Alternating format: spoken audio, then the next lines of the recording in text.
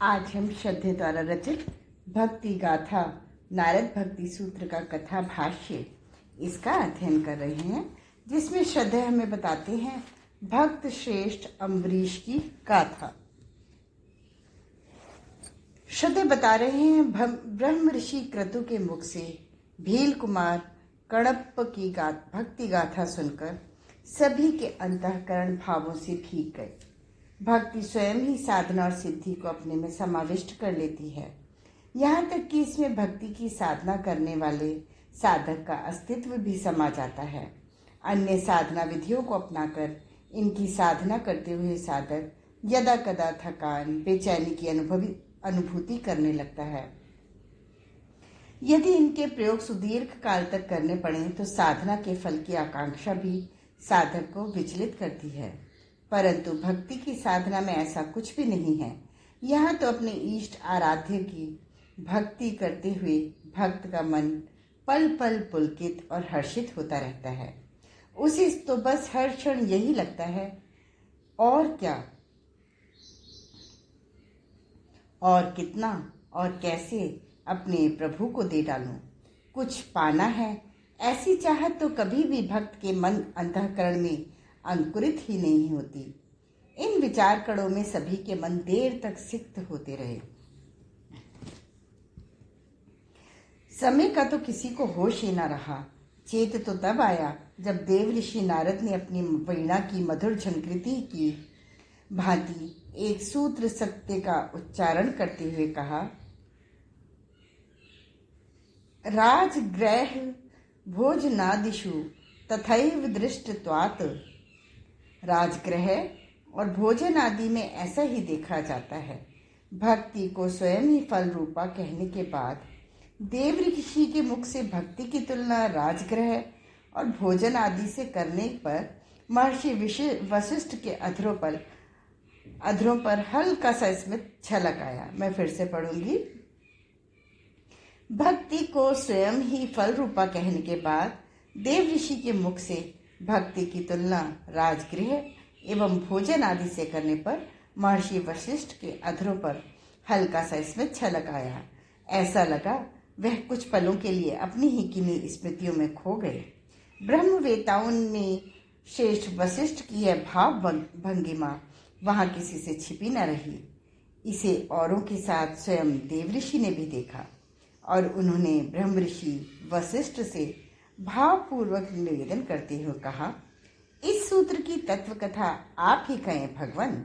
उत्तर में एक मधुर हास्य के साथ वशिष्ठ बोले, देव ऋषि, आपके मुख से राजगृह और भोजन की बात सुनकर मेरे मन में कुछ पुरानी स्मृतियां उभर आई।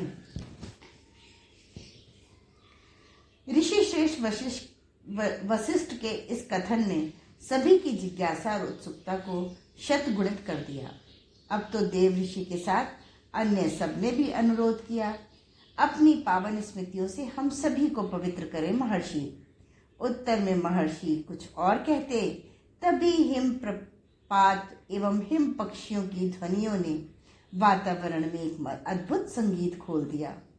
ऐसा लगा कि इस नई भक्ति गाथा के श्रवण के पूर्व स्वयं प्रकृति ने मंगलाचरण पढ़ा हो। इस शुभ मंगल ध्वनि के साथ मौन हो रहे महर्षि मुखरित हुए और बोले, मेरी यह स्मृतियां उन दिनों की हैं जब भक्त प्रवर अम्बरीश अयोध्या के अधिपति थे। महाराज अम्बरीश की भक्ति एवं उनके व्यक्तित्व के विविध शील गुणों की अनेकों अनोखी कथाएं पुराणकारों ने कही हैं।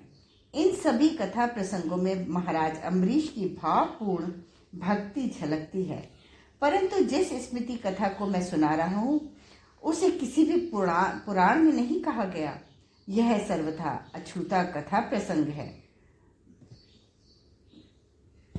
हेमवान के आंगन में बैठे सभी महर्षिगण, देवता, सिद्ध, चारण एवं गंधर्वों को यह तथ्य सुविदित था कि ब्रह्म ऋषि वशिष्ठ सुदीर्घ काल तक अयोध्या के राजपुरोहित रहे हैं।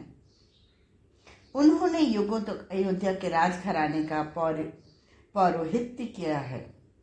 ऋषियों के मध्य इसकी भी सदा चर्चा रही है। यह कार्य उन्हें स्वयं ब्रह्मा जी ने सौंपा था। इस चर्चा में यह तथ्य भी सुविदित रहा है कि परम वीतरागी महर्षि वशिष्ठ जब अयोध्या के राजपुरोहित नहीं बनना चाहते थे, तब ब्रह्मा जी ने उनसे कहा था, पुत्र, यह सामान्य राजकुल नहीं है। इस कुल में अनेकों श्रेष्ठ महामानव जन्म लेंगे। अनेक भगवत भक्तों को इस कुल में जन्म मिलेगा। उनकी भक्ति की शक्ति से अंततः स्वयं भगवान मर्यादा पुरुषोत्तम के रूप में इस कुल में अवतरित होंगे। तुम्हें इन सभी के पुरोहित होने का, इन्हें मार्गदर्शन देने का सुअवसर मिलेगा। भक्त और भगवान के सानिध्य की बात महर्षि वशिष्ठ को बहुत भाई और वे प्रसन्न मन से अयोध्या के राजकुल के पुरोहित हो गए। इसी कुल में भक्त श्रेष्ठ अम्बरीश का जन्म हुआ। वे अयोध्या के अधिपति हुए। विशाल साम्राज्य के चक्रवर्ती सम्राट होने के बाद भी उनकी भक्ति में तनिक सी भी न्यूनता नहीं आई। सम्राट अम्बरीश नियमित एकादशी का व्रत करते थे। भगवान नाम जप में उनकी अटूट निष्ठा थी। वह हमेशा ही विराट यज्ञों का आयोजन कर यज्ञपति भगवान विष्णु का यजन पूजन करते थे। महर्षि वशिष्ठ ने बहुत ही पुलकित मन से आज अपने यजमान एवं प्रिय शिष्य महाराज अम्बरीश का स्मरण किया और कहने लगे, अयोध्या के साम्राज्य में एकादशी सदा ही अद्भुत रही है, परंतु जब अम्बरीश अयोध्या के अधिपति थे तब एकादशी की विशिष्टता कुछ अधिक ही विशिष्ट थी। महाराज बड़े ही दिव्य एवं भव्य ढंग से एकादशी का पारायण करते थे। उनके इस पारायण में वह और उनका राज परिवार ही नहीं बल्कि अयोध्या का प्रत्येक परिवार भागीदार होता था।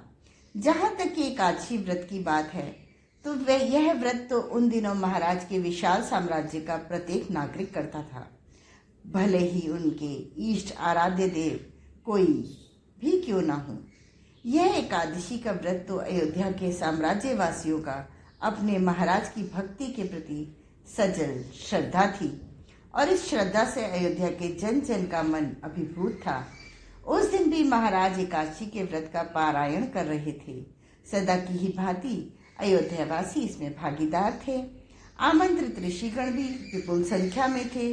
राज कर्मचारी आगंतुक साधु तपस्वियों का भावपूर्ण सत्कार कर रहे थे। इन आगंतुक तपस्वियों में ऋषि विद्रुम भी थे। उनके तप की चर्चा उन दिनों संपूर्ण अयोध्या राज में होती थी। विद्रुम का कठोर तप आश्चर्यजनक था। उनके इस अलौकिक तप की कथा धरती के मानव ही नहीं, देवलोक के देवी देवता भी करते थे। सामान्यतया तपस्वी श्रेष्ठ कहीं भी न आने जाने के लिए विख्यात थे। आज उनका यहाँ आना सर्वथा विस्मयकारी था। जो अपने संपूर्ण जीवन राजगृह एवं भोजन आदि से दूर रहा हो, उसका इस तरह राजगृह में आना एवं भोजन की पंक्ति में बैठना सर्वथा विस्मयकारी था। चकित तो स्वयं सम्राट अम्बरीश भी थे। उन्हें भी विद्रुम का आना कुछ समझ में नहीं आ रहा था। इसके पहले कितने ही अवसरों पर सम्राट विद्रुम की कुटिया में आए थे, परंतु उन्होंने तो उनसे मिलने तक से इनकार कर दिया था। उन्हें आमंत्रित करके राजभवन बुलाने की बात सोची भी नहीं जा सकती थी। कई बार सम्राट अम्बरीश ने इसकी चर्चा ब्रह्मऋषि वशिष्ठ से की थी।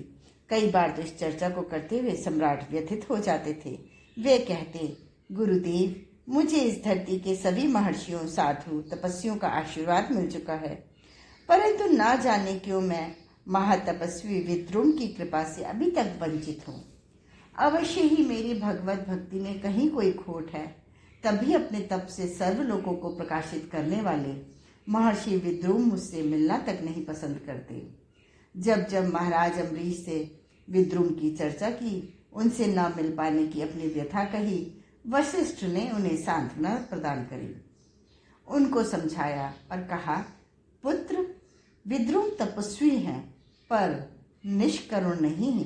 एक न एक दिन किसी न किसी अवसर पर वह तुम्हारे पास अवश्य आएंगे। तुम इस सत्य को सुनिश्चित रूप से जान लो। वे कहीं भी हों, अपने तप की किन्हीं भी प्रक्रियाओं में क्यों न लीन हो, पर तुम्हारे हृदय से वह देर तक अपरिचित नहीं रह सकते। तुम्हें उनकी कृपा अवश्य मिलेगी, पर कब और किस अवसर पर, इसका उत्तर तो या तो वह स्वयं दे सकते हैं अथवा उनकी रचना करने वाला विधाता। वही तपस्वी विद्रुम आज महाराज की राजभवन में एकादशी परायण के भोजन के अवसर पर पधारे थे। हालांकि उनके इस आगमन का प्रयोजन अभी तक रहस्यमय था। आज के स्वाध्याय का क्रम यहीं समाप्त होता है। अगले क्रम में श्रद्धेय हमें बताएंगे महातृप्ति के समान है भक्ति का अनुभव। धन्यवाद।